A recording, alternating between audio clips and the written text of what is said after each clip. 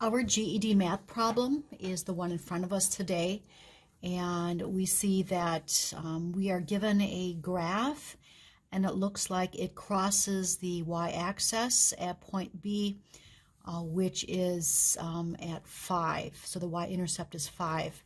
The question we have in front of us is, which function has the same y-intercept as a function represented in the graph? And let's look at the graph again.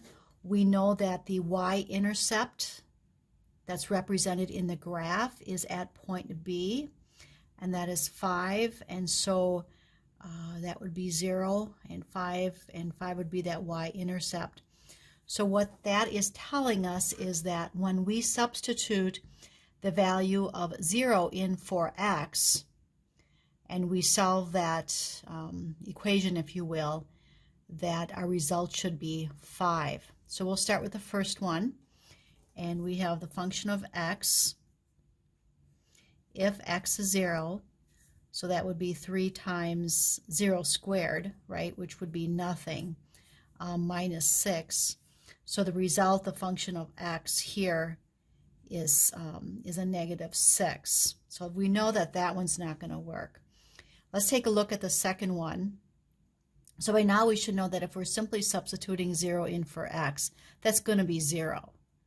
So if we look at this one, we have the function of x, where 7 times 0 is 0, and 0 plus 5 is 5. So here we can plainly see that B needs to be our answer, because when we solve it, we have that the y is 5, which is the y-intercept.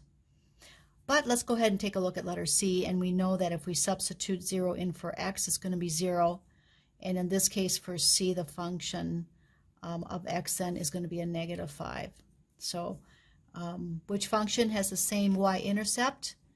Which we know that the y-intercept is 5, a positive 5, as a function represented in the graph. Letter B is our answer, because 7 times 0 is 0, and 0 plus 5 is 5.